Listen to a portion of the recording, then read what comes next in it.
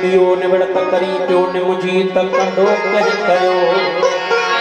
मस्जिद मंदिर में बरे हिकु ॾियो जे इस्लाम अल्लाह जो त कुफ्र कह कयो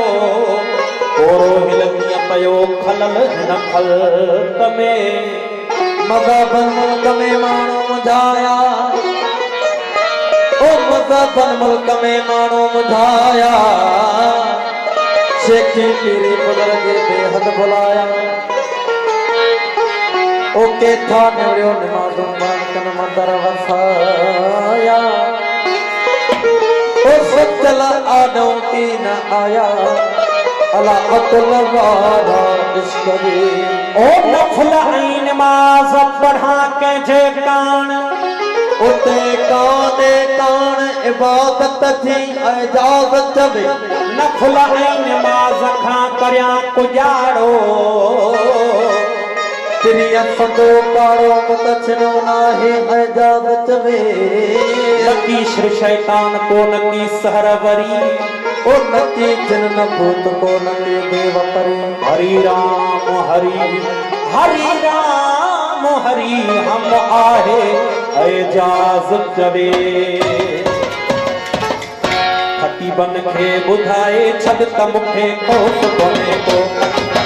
बुधाए खतीबन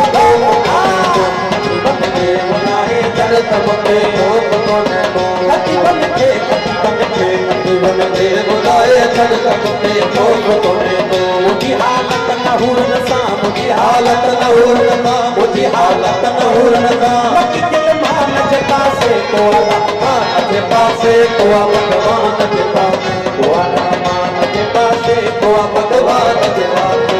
सजदो न यखया जो सजदो न यखया जो सजदो न यखया जको इंसान जे पासे को रहमान जे पासे को भगवान जे पासे को रहमान जे पासे को भगवान जे पासे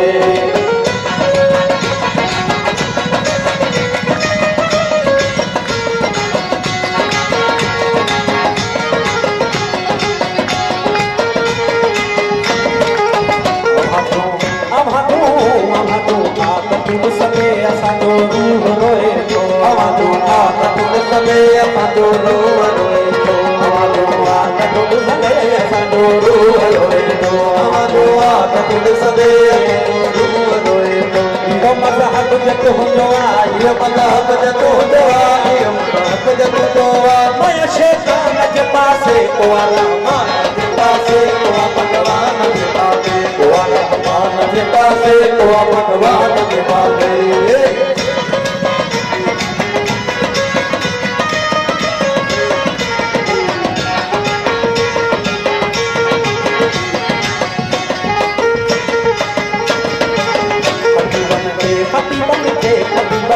बुलाए छॾ त मूंखे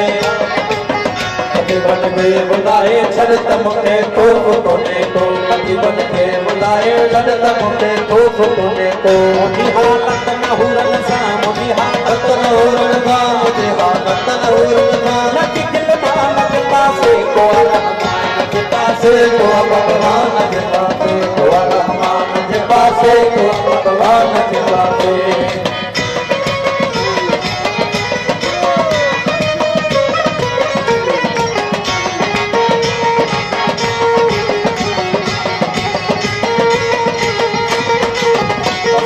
ईमान जो दस्तूर कहंदो आहे ईमान जो दस्तूर कहंदो आहे ईमान जो दस्तूर कहंदो आहे ईमान जो दस्तूर कहंदो आहे न हूंदो बेकॾहिं हाफ़िज़ न हूंदो बेकॾहिं हाफ़िज़ हूंदो बेकॾहिं हाफ़िज़ थोरे बेईमान जे पासे असांजी दिलि ॾुखाईंदो सियायूं कॾहिं असांजी दिलि ॾुखाईंदो सियायूं कॾहिं यार सतजी पई वक़्त यार सतजी पई वक़्त यार सतजी आए असियायूं कॾहिं नायूं असांजी दिलि ॾुखाईंदो सियायूं कॾहिं असांजी दिलि ॾुखाईंदो सियायूं कॾहिं असांजी दिलि ॾुखाईंदो सियायूं कॾहिं